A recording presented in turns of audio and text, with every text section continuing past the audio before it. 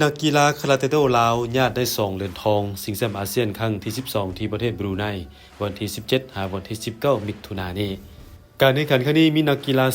431คนจาก9ประเทศในภาคพื้นอาเซียนเข้าร่วมขาดเพียงเมียนมาและติมอร์เลสเตเฉพาะสปปลาวส่งนักกีฬา3คนคือเท่าคำพาวงพานแข่งขันประเภทต่อสู้เดี่ยวซ้ายน้ำหนัก84กิโลขึ้นไปรุ่นอายุบ่เกิน21ปีนางสุภาพรก่อนนิวงศ์แข่งขันประเภทเดียวยิงน้ำหนัก68กิโลขึ้นไปรุ่นอายุบ่เกิน21ปีและเท่าอานุไทยจันทวิสัยแข่งขันประเภทต่อสู้เดี่ยวซ้ายน้ำหนักบ่เกิน60กิโลอายุบ่เกิน21ปีเช่นกัน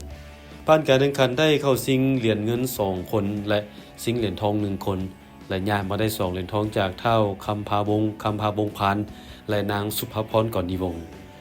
นักกีฬาคาราเต้โดลาวสุดนี้นำโดยอาจารย์สอนศักดิ์นนยานสนะรองประธานสหพันธ์คาราเต้โดแห่งชาติลาวท่านนางจันทร์สุดาเพชรศิริแสงรองเลขาธิการสหพันธ์ทั้งเข้าร่วมในฐานะกรรมการตัดสินสากลและอาจารย์ขุดทองสัญญสิงห์หัวหน้าผู้ฝึก